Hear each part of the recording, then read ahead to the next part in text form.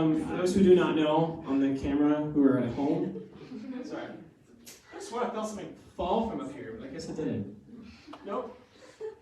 Guitar pick. Sorry. Promise I'm not stalling. My name is John Gabriel, or as they know me here as is Gabriel.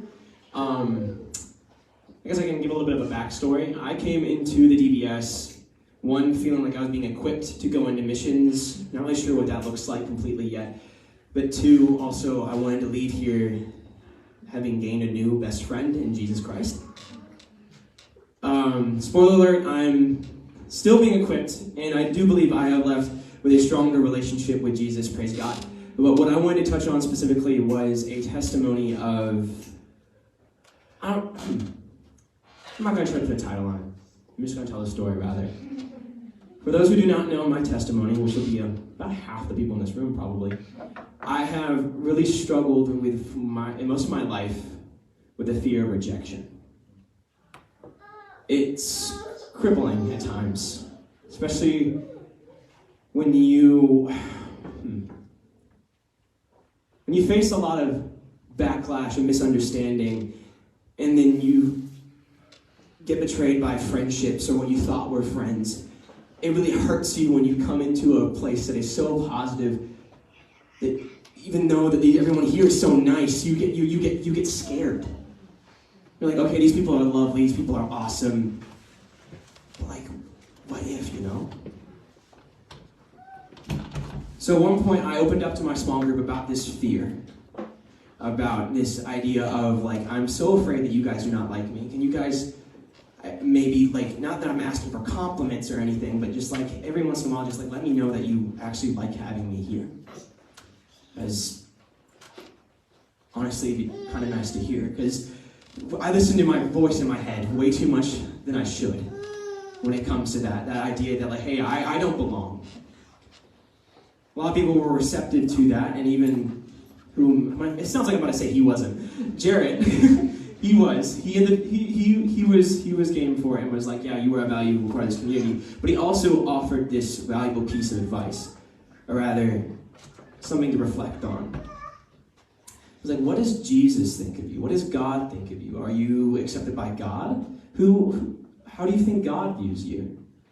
Coming through my walk in DTS, because I also did my DTS here, I had walked through a whole process of recognizing that I am a son of God, and I am loved by Him. But those statements, those labels, were just as shallow as the things that I had placed on myself previously. I didn't process the fact of like what that meant exactly. I could say, yeah, with a smile on my face, like, yeah, I'm a son of God, but like, what does that mean, you know? If I don't process who I am to God or how God sees me, I just say that empty phrase, it's worthless. So, in the midst of this small group, I'm facing a very hard, depressive episode. Not really sure what was spawning it. I just knew that something was wrong. So at a break, I kind of just hit my breaking point. And I just ran down to the valley, which has been a very safe space for me. The top of the waterfall, to be specific. I have a bad habit of walking out into the top of the waterfall, not towards the tip, where it's safe. Water was really low that day, but I felt called out there, and I feel a lot of peace when I go out there, because the last time I did that, I was baptized by God that day. So I went out there, I walked out, and I was asking God very familiar questions of like, who am I to you? I know that except this time I came equipped with the fact I know I'm your son. I know I'm your son. I know I'm loved by you, but like, what does that mean? What does that mean? How do you see me? Because I know you see me right here trembling in my boots, afraid. And I'm trying my best to lean on you, and I know that I'm your son, but like, what does that mean, God? I felt him say in that moment, he speaks to me a lot through song lyrics, and what came to mind that time was, who am I? Who am I? By Casting Crowns, who I am. It doesn't matter who you are. It matters who I am. And I was like, okay, that's great, God. I understand that you're all powerful and all that. But like, I still feel like garbage. I just want to know that I'm safe and that I'm loved. So I left the water, trying to reflect on that aspect of God's character, of how awesome He is and how much of a Father He is. I'm trying my best not to be bitter with that response, because it's an awesome response. To be told, to be reminded that it doesn't matter who we are, what we have done. It's all because of what He has done that we are allowed to walk around guiltless and without holding burden, because He loves us and has sacrificed Himself and reconciled us to Him, has forgiven us of everything that we should be judged for. So as much as I was bitter with that response, I was thankful for it. It was a weird dichotomy. I sat down and started praying on the bench at the top of the waterfall. And a friend, a few days before, had told me this other thing, this suggestion. I was wanting to pray, but I didn't know what to say. But when this friend, Stephen, had told me, when you don't know what to say, just say Jesus. So I just closed my eyes and just started saying, Jesus, Jesus, Jesus, just reflecting and pausing and pondering on that name. And in that, I felt His presence. I felt this weight of like this, I don't even know what it is. I'm still unpacking it. Like a necklace being placed around my neck. And this fluttering behind me like I had wings. And I saw this strange little purple speck, like right here. Mind you, I had my eyes closed, but there was this little purple speck. I was like, okay, not really sure what to do with all that, God, but I said Jesus one more time, and I found the words to pray. And I got up and started walking up, back up to small group because they were still reading. But on the way up,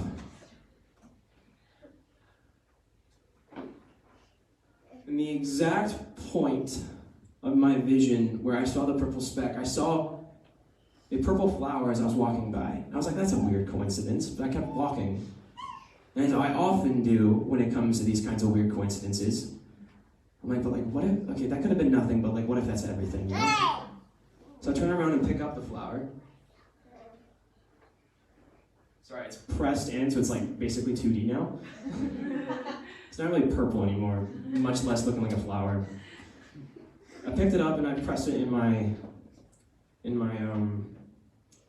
Bible here. Sorry, I'll wrap this up quickly. It's got multiple folds to it.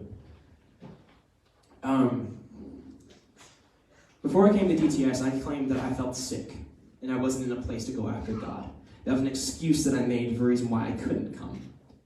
God called me out on that excuse by sharing with me the story of the sick woman who reached out to touch Jesus. And upon doing that, her faith healed her. So this idea of healing, heavy on my mind, because the week prior, a teacher had spoken to me like, John, she called me John for some reason, which was strange because I've always gone by Gabriel. It's partially the reason why I've introduced myself as John Gabriel. John, you are healed. I was like, okay, but like, what does that mean? Like, you saying like one thing specifically is healed? They're like, what? Being prophesied over is interesting because half the times they don't know the answers, they just have what's being spoken. But I got back up, finally had a Wi-Fi, and I Google camera, whatever the heck, searched this flower to see what the name was, because I was like, what was the name? So like, the scientific name is like Prunella vulgaris. Nothing really speaks to you there. But what this is more commonly known as is the heel-all. The wound-wort, heart of the earth, the carpenter's herb. Yeah. So I walked away with just my jaw agape. Because God had told me down there that I was all healed. That I'm not worthless. But little did I know that He hadn't ended there. He didn't stop there with this healing process. Because the way that He works, at least in my life, the way that He communicates to me is by steps, because He knows that I'm fragile. That I can't handle everything all at once. I can't take a whiplash effect. Though He works so fast in my life, it's so confusing. I can't paint the picture of it with words. But it was in in a homework project where we were selecting the character and nature that we were going to focus on for our final project. And I chose to pick the father heart of God, to really reflect on how God has been a father throughout the book, throughout his word, throughout our lives. Then I realized as I was reflecting back on this, he was showing me all the ways he'd been a father to me. So over the course of the DBS, he was showing me what it meant to be his son, to be loved by him. I was just not noticing it. It took me asking, but it also then took me humbling myself and listening for once in my life. This all culminates with what I like to say is one of my biggest breakthrough moments over DBS. So for those who don't know, in the book of Isaiah, it's a prophetic piece of work. That sounds weird, but about the 40 chapter mark, it takes a turn for like a lot of messianic prophecies. So a lot of prophecies that are pointing to like the true messianic king, Jesus Christ coming.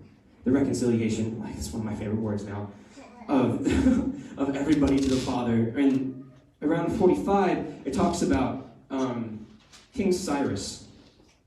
God's instrument is what my subheading is in my Bible. For those who don't know, King Cyrus is the one that was prophesied. Well, it depends on your interpretation, but I like to think that it was a prophecy, and it was specifically King Cyrus pointed out. Thus says the Lord to his anointed, to King Cyrus, whose right hand I have grasped.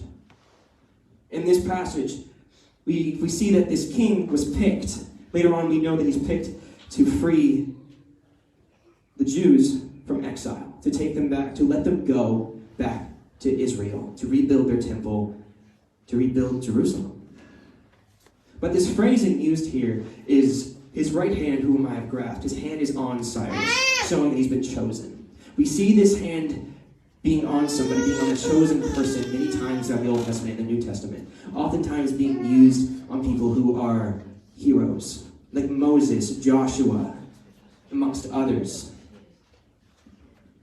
A few chapters previously, we get a very comforting message from the Lord in two verses. Isaiah 41:10 and Isaiah 41:13. 10 says, "Fear not, for I am with you. Be not dismayed, for I am your God. I will strengthen you. I will help you. I will uphold you with my righteous right hand." 13 says, "For I, the Lord your God, hold your right hand. It is I who say to you, fear not. I am the one who helps you."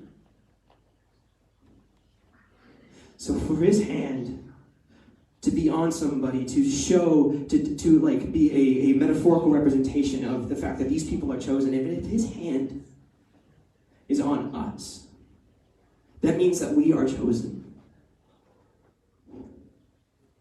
And not just his hand is on us, his hand is fully grasping us, as if we were Peter falling beneath the waves, and he's pulling us up. Saying, "Fear not, my son, I have you." And it's not just my son or my daughter, it's my chosen son. So yes, I've left here with a new best friend in Jesus Christ, but I've also recognized who truly is my father. And it's not a father by happenstance. He knows everything that I come with. He knows my failures. He knows the fear that I walk with every single day. He hears my prayers of surrender, but he does not look at me with judgment, nor does he forsake me. He chooses me every day to be his son. So that's what I've learned over DBS, is that I am accepted and chosen